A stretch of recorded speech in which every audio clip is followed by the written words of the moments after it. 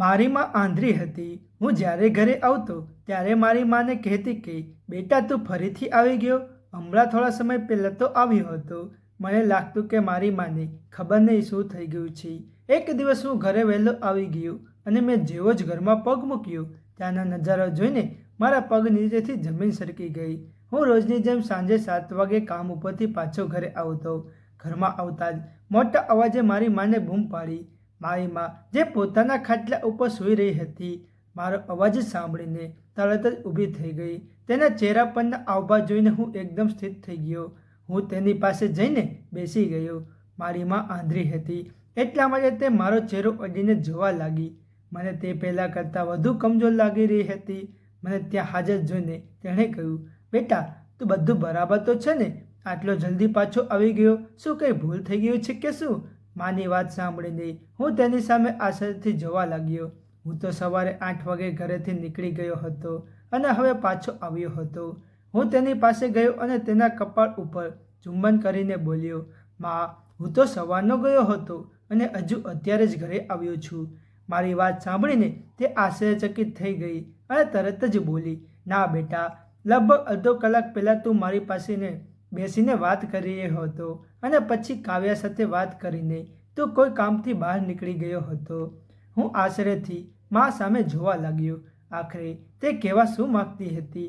એટલામાં મારી પત્ની રસોડામાંથી ખાવાનું લઈને બહાર નીકળી અને દુઃખી અવાજે કહેવા લાગી, આરવ તમે જ સમજાવો માજીને, મારી તો તે વાત જ નથી સાંભળતા. અત્યારે આ ત્રીજી વખત તેમની પસંદગીનું ખાવાનું બનાવીને લાવી રહ્યું છું. હવે તમે તેમને સમજાવવાનો પ્રયત્ન કરો. જ્યારે વારંવાર ભૂલી જાય છે, કહે છે કે તે ક્યારે મને ખાવાનું પૂછ્યું. તે તો આરવ છે જે મને ખાવાનું પૂછે છે. જો કે તમે અત્યારે આવ્યા છો. મારી પત્નીની વાત સાંભળીને મેં ઉદાસીથી મારી માને સમજાવ્યું કે માં, તું સમયસર ખાવાનું અને દવાઓ કેમ નથી લેતી? આટલી સારી અને કાળજી રાખનારી વહુ તને મળી છે, તેમ છતાં તું પોતાનું ધ્યાન નથી રાખતી. મારી માં ખૂબ જ વધારે ઉંમરની થઈ ગઈ હતી એટલા માટે તેને ભૂલી જવાની ટેવ પડી ગઈ હતી. મારી માં થોડી વાર માટે ખામોશ થઈ ગઈ અને પછી બોલી કે મારું દિલ તારા હાથેથી ખાવાનું ખાવા માગે છે. બસ કદાચ એટલા માટે મેં વહુને ના પાડી દીધી હશે, મને યાદ નથી. માની વાત સાંભળીને હું હસ્યો અને તેને ખાવાનું ખવડાવવા લાગ્યો. મારી માએ આંખોની દ્રષ્ટિ ગુમાવી દીધી હતી. તે કંઈ પણ જોઈ શકતી ન હતી પણ મહેસૂસ બધું કરી લેતી હતી. મારા દિમાગમાં માને એ જ શબ્દ ચાલી રહ્યા હતા કે આજે ત્રીજી વખત જોયું. જ્યારે માએ મને આવું કહ્યું, આ પહેલાં પણ આવું બન્યું હતું. મને વિચારોમાં ખોવાયેલો જોઈને મારી પત્ની પૂછવા લાગી તો મેં તેને મારી માને વિશે જણાવ્યું. તો તેને નજર ફેરવીને એક ઊંડો શ્વાસ લીધો અને કહ્યું, આરવ તમારા આવ્યા પહેલાં તે સૂઈ રહ્યા હતા. તે ખૂબ વૃદ્ધ થઈ ગયા છે. હવે માએ જે સપનામાં જોયું હશે તે જ વાસ્તવિકતા માનીને આમ કહી રહ્યા હશે. હવે જુઓ ને, તે પોતે જ કહી રહ્યા છે કે મને યાદ નથી કે મેં તેને ખાવાનું પૂછ્યું છે. જ્યારે પોતાની પત્નીની વાત ઉપર તે જ ક્ષણે મેં આમાં માથું હલાવી દીધું. જ્યારે બીજે દિવસે જ્યારે હું કામ ઉપરથી ઘરે પાછો આવ્યો ત્યારે એક ખૂબ જ અજીબ ઘટના બની. મારી માં ધાબા ઉપર સીડીઓની નજીક ઊભી હતી અને માં મને બૂમ પાડીને કહી રહી હતી કે આરવ બેટા, મારા પગમાં દુખાવો શરૂ થઈ ગયો છે. હજુ કેટલી વાર સુધી મારે ઊભું રહેવું પડશે? જ્યારે કાવ્યા વહુ થોડો સહારો આપીને મને પથારી સુધી લઈ જાય. આરવ ખબર નહીં ક્યાં જતો રહ્યો, મને અહીંયા એકલી છોડીને. જ્યારે મારો જીવ તો અધર થઈ ગયો હતો. જો માં એક ડગલું પર આગળ વધતી તો તે સીડીઓથી નીચે પડી શકતી હતી. હું તરત જ દોડીને તેની પાસે પહોંચ્યો અને તેના ત્યાંથી હટાવી. પણ સવાલ તો એ હતો કે માં ત્યાં ઉપર સુધી પહોંચી કેવી રીતે હતી? માની સીડી પરથી ઉતારતી વખતે તેણે તરત જ મને ગુસ્સે થઈને કહ્યું કે હું છેલ્લા 1 કલાકથી અહીંયા ઊભી છું, પણ તું ના જાણે મને છોડીને ક્યાં ગાયબ થઈ જાય છે. ન તો વહુ મારી વાતોને જવાબ આપે છે કે ન તો તું માની વાત સાંભળીને ચોંકી ગયો હતો. મેં માને ફરીથી આશ્વાસન આપતા કહ્યું, હું હમણાં જ ઓફિસથી આવું છું. જ્યારે માનું વર્તન જોઈને મને ખરેખર ચિંતા થવા લાગી હતી. જ્યારે એક તો મારી માં એમની આંખોથી રોશની ગુમાવી દીધી હતી અને બીજું તેની ભૂલવાની બીમારીથી મને ડર હતો કે ક્યાંક તે કોઈ દિવસ આ સીડીઓથી નીચે ના પડી જાય. જ્યારે મારી પરેશાની જોઈને મારી પત્ની પણ પરેશાન થઈ ગઈ હતી અને પછી તે મારી માને તેના રૂમમાં મૂકવા જતી હતી અને તે કહેવા લાગી, માજી, હું તો તમને તમારા રૂમમાં બેસાડીને નાહવા ગઈ હતી, તો તમે ઉપર કેવી રીતે પહોંચી ગયા? મને એ નથી સમજાતું. કાવ્યા આ મારી માને કહી રહી હતી. તેનો અર્થ કાવ્યાને ખબર ન હતી. મારી મા કાવ્યાને કહેવા લાગી કે આ આરોજ મને પોતાની સાથે ધાબા ઉપર લઈ ગયો હતો. મારી માને જાણે શું શું નજર આવી રહ્યું હતું. કાવ્યા તેને રૂમમાં છોડીને ફરીથી મારી પાસે આવીને બોલી, જોઈ લીધું તમારી માની હરકત. તમે ભગવાન ના કરે જો ઉપરથી પડી ગયા હોત તો તમારી મા ઉપર આરોપ નાખવામાં આવતો કે મેં ધ્યાન ના રાખ્યું. હું કાવ્યાની વાત સાંભળીને વિચારમાં પડી ગયો કે હું મારી માની આ બીમારીની સારવાર કેવી રીતે કરાવું. મેં ઘણા સારા ડૉક્ટરને પણ બતાવ્યું હતું, પરંતુ તેઓ કહ્યું કે આ ઉંમરને કારણ છે કે મારી પત્ની બોલી, તમે વધારે ના વિચારો. તમારી માને દેખાતું તો કાંઈ પણ નથી. હવે ઉંમર સાથે સાથે તેને ભૂલવાની બીમારી પણ થતી જતી હતી, એટલા માટે તે આવું કરતા રહે છે. કાવ્યાની વાત સાચી હતી. મેં મારી માને ખાવાનું ખવડાવ્યું અને દવા આપીને સુવડાવી દીધા. જ્યારે હું આ જ મૂંઝવણમાં હતો ત્યાં અચાનક માં ઉઠી અને કહેવા લાગી, બેટા મને દવા આપી દે. મેં સવારથી દવા નથી લીધી. હું બસ ખામોશીથી એક ઊંડો શ્વાસ લઈને ઊભો રહી ગયો. મારી પત્નીનું કહેવું સાચું હતું કે માને ભૂલવાની બીમારી લાગી ગઈ છે, નહીંતર દવા તો મેં તેને જાતે જ આપી હતી. જ્યારે થોડી વાર પછી જ્યારે હું માના રૂમમાંથી બહાર નીકળ્યો હતો ત્યારે મારી નજર એક વસ્તુ ઉપર પડી. હું નવાઈથી પલંગમાંથી ઊભો થઈને ડ્રેસિંગ ટેબલ પાસે ગયો, જેના કાચમાંથી મારું મનપસંદ પરફ્યુમ બહાર દેખાતું હતું. મને એક જ પ્રકારની સુગંધ લગાવવાની આદત હતી. જ્યારે મારી પાસે આવા ઘણા બધા પરફ્યુમ હતા, પરંતુ અહીંયા માના રૂમમાં આ ક્યાંથી આવ્યું હતું? મેં તેને ઉઠાવ્યું અને મારા રૂમમાં આવી ગયો. 2 દિવસ આમ જ વીતી ગયા. ત્રીજા દિવસે મારું કામ વહેલું પૂરું થઈ ગયું હતું. હું ખુશી ખુશી ઘરે આવવા નીકળી ગયો. અમે ભાગે જ બહાર જતા હતા. કાવ્યા ખૂબ જ સારી પત્ની સાબિત થઈ હતી. તેણે આજ સુધી મને ક્યારેય ફરિયાદ પણ ના કરી કે હું તેમને કેમ બહાર નથી લઈ જતો. હું આવતી વખતે કાવ્યા માટે ગુલાબ અને ગિફ્ટ પર લઈ આવ્યો. હજુ હું ઘરમાં પ્રવેશ્યો હતો કે અંદરથી કંઈક અવાજ આવવા લાગ્યો, જે સાંભળીને મારા પગલાં ત્યાં જ થંભી ગયા. મને મારી માનું આ વર્તન બિલકુલ પણ પસંદ ન આવ્યું. તે કાવ્યાને ઠપકો આપી રહી હતી કે જ્યારે કાવ્યા ચૂપચાપ માથું નમાવીને તેની સામે ઊભી હતી. જ્યારે હું અંદર ગયો તો મારા પગલાં સાંભળીને મા તરત જ ચૂપ થઈ ગઈ અને તે રડવા લાગી અને રડતા રડતા બોલી, તારી પત્નીએ મારા હાથ બાળી નાખ્યા છે. જો આરો મેં તેને ફક્ત એટલું જ કહ્યું હતું કે મને ભૂખ લાગી છે, મને કંઈક ખાવા માટે આપી દે, પણ તે મારા હાથ ગરમ સ્ત્રી ઉપર મૂકી દીધા. માં રડી રહી હતી, પણ આ સમયે તેની કોઈ પણ વાત મારા પર કોઈ અસર થઈ રહી નહોતી. મને મારી મા પાસેથી આની બિલકુલ ઉમ્મીદ ન હતી. અડધું આધેલું ખાવાનું તેની પાસે પડ્યું હતું અને થોડું ખાવાનું તેના કપડાં ઉપર હજુ પણ ઢોળાયેલું હતું. રહી વાત તેના હાથોની, તો તે લાલ હતા, બળિયા ન હતા. કાવ્યા માથું નમાવીને રડી રહી હતી અને પછી રડતા રડતા બોલી, જોઈ લીધું તમે આરવ, મેં તમારી માની દરેક રીતે સેવા કરી, નહીંતર કઈ વહુ પોતાની આંધળી અને ભૂખા સાસુની આટલી દેખભાળ રાખી. આ ઉંમરે આમને ભગવાનને યાદ કરવા જોઈએ, પરંતુ આ તો જાણી જોઈને તમને તમારી વિરુદ્ધ કરવાનો પ્રયાસ કરી રહ્યા છીએ. જ્યારે કાવ્યાની વાત સાંભળીને મારી માનો રંગ ઉડી ગયો. તે નર્વસનો શિકાર બનીને વાતને ફેરવવા લાગી, પણ હું કંઈ પણ સાંભળ્યા વગર મારા રૂમમાં આવી ગયો. જ્યારે મારી સરપ્રાઈઝ અને આટલો સારો મૂડ બગડી ગયો હતો. મારા મનમાં મારી મા માટે હવે મૂંઝવણો વધવા લાગી હતી. જ્યારે હું મારી આંખોથી જોયેલી વાતને નહોતો નીકાળી શકતો, એટલે મેં મારી વાત કાવ્યાની માફી માંગી, જેના પર તેણે કહ્યું કે કોઈ વાંધો નહીં, તે મોટા છે, ઉંમરના આ ભાગમાં આવું થઈ જાય છે. તેનું આટલું મોટું દિલ જોઈને મારો તેના પ્રત્યેનો પ્રેમ વધવા લાગ્યો હતો. પણ પછી તેણે ઉદાસ થઈને કહ્યું, આરવ, મને વચન આપો કે ક્યારેય માની વાતોમાં આવીને મારાથી નારાજ નહીં થાય. હું કાવ્યાને ખૂબ જ વધારે પ્રેમ કરતો હતો, તો આ કેવી રીતે શક્ય હતું કે હું કોઈની પણ વાતોમાં આવીને તેનાથી દૂર થઈ શકું છું. જ્યારે મેં તેને ખાતરી આપી કે આવું ક્યારેય નહીં થાય. હું હવે મા સાથે બહુ ઓછી વાત કરતો હતો. જ્યારે સવારે બહાર જતાં પહેલાં હું તેને મળીને જતો. રાતે આવીને તેની સાથે થોડી વાતો કરીને સૂઈ જતો. પરંતુ તેનું વર્તન હજુ પણ એવું જ હતું, જે મને વારંવાર વિચારમાં મજબૂત કરતું. એક સાંજે જ્યારે હું કામ ઉપરથી પાછો ઘરે આવ્યો તો મારી માને ઘરે હાજર જોઈને બોલી, બેટા તું આટલો વહેલો મુંબઈથી પાછો આવી ગયો? મારી માની વાત સાંભળીને હું ચોંકી ગયો અને હસીને બોલ્યો કે આજે ફરી તે સપનું જોઈ લીધું.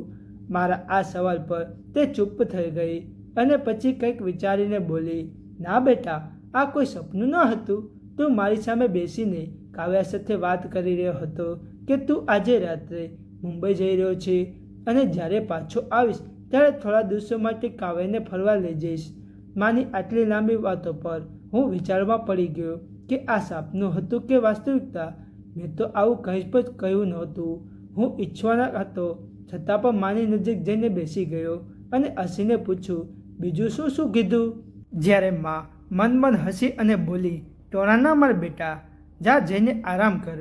હું જાણું છું કે તું મારી વાત ઉપર વિશ્વાસ નહીં કરે, પણ મારી મજાક ના ઉડાવ.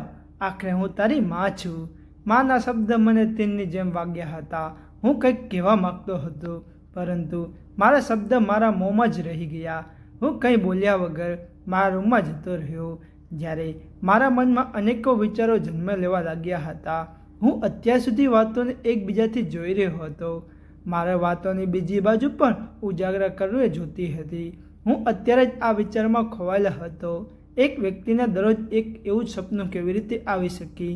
કોઈ ગડબડ તો જરૂર હતી. મારી માં મારા લગ્ન પહેલાં તો ક્યારેય આટલી બધી વિચિત્ર વાતો કરતી ન હતી, પરંતુ મારું દિમાગ આ સમયે જાણે આ જ વાત પર થંભી ગયું હતું. આગલા 2 દિવસ આમ જ વીતી ગયા. જ્યારે ત્રીજો દિવસ જ્યારે હું કામ માટે ઘરેથી નીકળ્યો ત્યારે અમુક ચારોએ મારા પગ ઉપર હુમલો કરી દીધો અને તેઓ બંદૂક બતાવીને મારી પાસેથી પૈસા અને મોબાઈલ છીનવીને લઈ ગયા હતા. મારું હૃદય સંપૂર્ણપણે ફાટી ગયું હતું.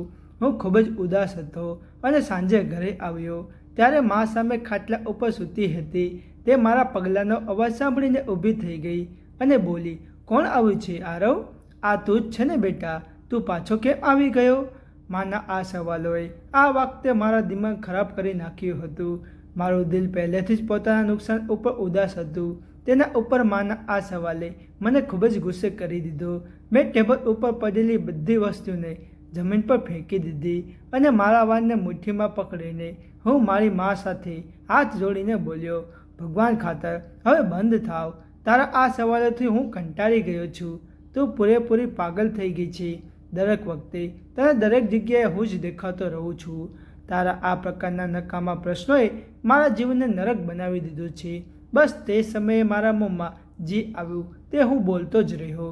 માં બસ એક જગ્યાએ બેસીને જોતી જ રહી ગઈ અને દોડતી દોડતી કાવ્યા ત્યાં પહોંચી ગઈ અને મને આટલા ગુસ્સામાં જોઈને કહેવા લાગી કે તમે શા માટે આટલા ઊંચા સ્વરમાં મારી સાથે વાત કરી રહ્યા છો? તમે જાણો છો તે વૃદ્ધ થઈ ગયા છે, તેમનો શું વાંક છે? મેં કહ્યું કે હું તેના નકામા પ્રશ્નોથી કંટાળી ગયો છું. તો કાવ્યા મને પોતાના રૂમમાં લઈ આવી. આ રીતે બૂમો પાડવાથી મારો શ્વાસ ખરાબ રીતે રૂંધાઈ રહ્યો હતો. વાત જેમ તેમ કરીને પૂરી થઈ ગઈ. બીજે દિવસે હું ઘરમાં આવ્યો ત્યારે મારી માં આ વખતે મને જોઈને કંઈ ના બોલી. કદાચ મારા ગઈકાલના વર્તનને યાદ કરીને તે ખામોશ થઈ ગઈ હતી. મેં પહેલીવારમાં મા સાથે આ સ્વરમાં વાત કરી હતી. જ્યારે મને મારી ભૂલનો અહેસાસ થયો તો હું તેની માફી માંગવા લાગ્યો. તેણે પોતાની સાડીના પલ્લુ વડે પોતાની આંખોમાંથી આવતા આંસુને સાફ કર્યા અને પછી કહેવા લાગી, કોઈ વાંધો નહીં, તને પોતાની ભૂલનો અહેસાસ થઈ ગયો તે સારી વાત છે. જ્યારે મારા દિલને એક અજીબ બેચેની ઝઘડી લીધું છે. મેં આજુબાજુ જોયું, મારી પત્ની ક્યાંય હતી? રસોડું પણ ખાલી હતું. મેં તેને ઘણીવાર બૂમ પાડી હતી, પણ તેણે કોઈ જવાબ નહોતો આપ્યો. મને નવાઈ લાગી હતી, પણ એટલામાં મારી માં દિવાલનો ટેકો લઈને મારા રૂમ સુધી પહોંચી અને બોલી, બેટા, કાવ્ય તો પોતાના પિયરમાં જતી રહી છે. ભૂલી ગયો કે શું? થોડી વહેલા પહેલાં તો તું પોતે જ તેને લેવા આવ્યો હતો. માના આ શબ્દ મારી ઉપર કોઈ બોમ્બની જેમ પડ્યા હતા. મેં ઘરમાં હાજર બીજા મોબાઈલમાંથી કાવ્યને ફોન કર્યો. જેને થોડી વાર પછી કાવ્યાએ ઉઠાવ્યો. જ્યારે મેં તેને પિયરમાં જવાનું કારણ પૂછ્યું તો તેણે કહ્યું કે તેની માની તબિયત ખૂબ જ ખરાબ હતી, એટલા માટે તે તરત જ તેના પિયરમાં જતી રહી. હવે તે 2-3 દિવસ ત્યાં જ રોકાશે. તેના રહેવાથી મને કોઈ વાંધો નહોતો. મારું મન શંકાથી ભરાઈ ગયું હતું. મેં બીજું કંઈ પણ વિચારવાનું બંધ કરી દીધું અને ચૂપચાપ પોતાની પથારી ઉપર સૂઈ ગયો, એ વિચાર્યા વિના કે હું બહારથી ખાવાનું ખાઈને આવ્યો હતો, પરંતુ મારી માં હજુ પણ ભૂખી હતી. 2 દિવસ આમ જ વીતી ગયા. આજે કાવ્યાને પિયરમાંથી પાછું આવવાનું હતું. હું ખુશ હતો, પણ એ વાતથી અજાણ હતો કે આજનો દિવસ મારા જીવનનો સૌથી ખરાબ દિવસ હોવાનો છે. હું આજે કામ પરથી વહેલા રજા લઈને ઘરે આવી રહ્યો હતો. હજુ મારી ગાડી ઘરથી થોડે દૂર હતી કે ત્યાં મારી પત્ની કાવ્યા કોઈક છોકરા સાથે ગાડીમાંથી નીચે ઉતરી. હવે તે બંને ઘરની અંદર જઈ રહ્યા હતા. મારા દિમાગને કામ કરવું બંધ કરી દીધું હતું. આ છોકરા ન તો તેનો ભાઈ હતો કે ન તો કોઈ સંબંધી. મેં બહુ મુશ્કેલથી પોતાને કાબૂમાં રાખીને ચૂપચાપ અડધા ખુલ્લા દરવાજામાંથી ઘરની અંદરનો નજારો જોયો. મારી માં કોઈની સાથે વાત કરી રહી હતી અને તે વ્યક્તિ એકદમ મારા અવાજમાં તેની સાથે વાત કરી રહ્યો હતો. હું સ્તબ્ધ થઈને ત્યાં જ ચૂપચાપ ઊભો રહીને બધું સાંભળી રહ્યો હતો. જ્યારે મારી માં તેની પાસે પાણી માગી રહી હતી, તેણે જાણે બેભાન અવસ્થામાં આડી પડેલી હતી.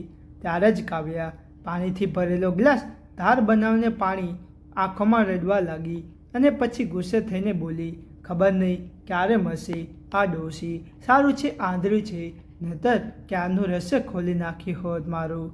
મારી પત્ની આ વાત ઉપર તે વ્યક્તિ હસ્યો હતો. મારું હૃદય જાણે ધડકવાનું જ ભૂલી ગયું હતું. મારી પત્નીએ પર પુરુષના હાથોમાં હાથ નાખીને ઊભા ઊભા હસી રહી હતી. મારા મનમાં તોફાન ચાલી રહ્યું હતું. મારી પત્ની મને આટલો મોટો દગો કેવી રીતે આપી શકી? મેં આવું ક્યારેય સપનામાં પણ નહોતું વિચાર્યું. હું તરત જ આગળ વધ્યો અને ઘરમાં જઈને તે વ્યક્તિને પકડીને મારવા લાગ્યો. કાવ્યા મને ત્યાં જ જોઈને ડરીને પાછળ હટી ગઈ. જ્યારે મારી માં બેભાન અવસ્થામાં બોલી અને સાંભળવાને રડવા લાગી, મેં તે આદમીને મારીને ત્યાં જ નીચે પાડી દીધો અને પછી કાવ્યા તરફ ગયો, જે એક ખૂણામાં ડરીને ઊભી હતી. મારી આંખોમાં દુઃખ અને ગુસ્સાથી આંસુ આવી ગયા હતા અને મને ત્યાંથી જ દગો મળ્યો હતો, જ્યાંથી મને જરાય ઉમ્મીદ ન હતી. તે ડરીને મારા પગમાં પડીને માફી માંગવા લાગી. તે રડતા રડતા બોલી, મને માફ કરી દો, આમાં મારો કોઈ વાંક નથી. આ છોકરો મને ફસાવી રહ્યો હતો. હું તો ફક્ત તમને પ્રેમ કરું છું. તે આવી વાતો હજુ કરી જ રહી હતી કે તે છોકરો તરત જ બોલ્યો, જૂઠી છોકરી, ન પત્નીની વફાદાર રહી કે ના મારા પ્રેમનો આદર કર્યો. કહી કેમ નથી દેતી કે તું લગ્ન કર્યા તે પહેલેથી જ મને પસંદ કરતી હતી અને હું દરરોજ તને મળવા આવતો હતો. જ્યારે આટલી આસાનીથી બધો દોષ મારા ઉપર નાખીને પોતે સારી બની રહી છે. તે છોકરાની હજુ વધારે વાત મેં સાંભળી હોત તો કદાચ હું બેભાન થઈ ગયો હોત. હું તેની તરફ આગળ વધતો તે પહેલાં જ તે ત્યાંથી પોતાને છોડાવીને ભાગી ગયો હતો. ડરથી લાલ ચહેરે કાવ્યા મારી સામે જોઈને રડી ગઈ હતી. હું એક ક્ષણમાં તેને નફરત કરવા લાગ્યો હતો. હું ન ઈચ્છવા છતાં પણ આંસુ ના રોકી શક્યો. તે ક્યારેક મારી માના પગમાં પડી રહી હતી તો ક્યારેક મારા પગમાં પડીને વિનંતી કરી રહી હતી, જેના લીધે મેં મારી મા પર શંકા કરી હતી. મેં તેને ધૂળતા હોઠ સાથે ફક્ત એટલું જ કહ્યું હતું, તું એ લાયક નથી રહી કે હવે તું તને થપ્પડ મારવા માટે મારા ગંદા હાથ કરવા પડે. તે મારી સાથે બેવફાઈ કરી છે, મારી માને ત્રાસ આપ્યો છે અને મને તેની વિરુદ્ધ કર્યો છે. મેં મારી પત્નીએ એ જ ક્ષણે ઘરમાંથી કાઢી મૂકી. પછી રડતા રડતા પાછો આવ્યો અને મારી માને પાણી પીવડાવ્યું અને પછી તેના પગે પડીને ક્યાં સુધી રડતો રહ્યો કે મેં તેની વાત ઉપર વિશ્વાસ નહોતો કર્યો. જ્યારે તે દરેક વખતે મને સાચું કહેતી રહી, પણ એ વાત સાચી હતી. તે મને કહેતી કે કાવ્યા તેને આખો દિવસ ભૂખી રાખતી હતી, પણ હા, તારા આવતા પહેલાં જ તે મારી સામે ખાવાનું જરૂર મૂકી દેતી હતી, જેથી તને શંકા ના થાય. એ માણસ અવાજ કાઢવામાં માહેર હતો, એટલા માટે મારો અવાજ મારી માની સાથે જ કાઢીને તેની સાથે વાત કરતો. મારી પત્ની સાથે તેણે તમામ પ્રકારના સંબંધ બાંધી લીધા હતા. મારી પત્ની મારી માને જબરદસ્તી ઊંઘની ગોળી આપતી. મારી માનો હાથ પણ તેને જ બાળ્યો હતો. મારી માં રડી રડીને દરેક વાત મને જણાવતી રહી. ત્યાર પછી કહેવા લાગી, જાણે છે બેટા, મને તકલીફ તો એ વાતની નહીં પણ તારી વાતથી થતી હતી તે તો પરાઈ હતી, પણ તું તો મારો દીકરો હતો, છતાં પણ તું મારું દિલ દુભાવતો રહ્યો. માના હળવાશથી બોલાયેલો શબ્દ મારા શરીરમાં ઊંડો ઘા કર્યો હતો. હું જોરથી રડવા લાગ્યો અને તેને માફી માંગવા લાગ્યો. તેને મને ફરીથી ગળે લગાવી લીધો. જ્યારે થોડા દિવસોમાં જ મેં કાવ્યને છૂટાછેડા આપીને તેની સાથેના તમામ સંબંધો તોડી નાખ્યા અને મારી માની સંભાળ રાખવા માટે એક નર્સ રાખી લીધી. કાવ્યને જુદા થયાને મારા ઘણા વર્ષો વીતી ગયા હતા. જય શ્રી કૃષ્ણ, જય શ્રી કૃષ્ણ.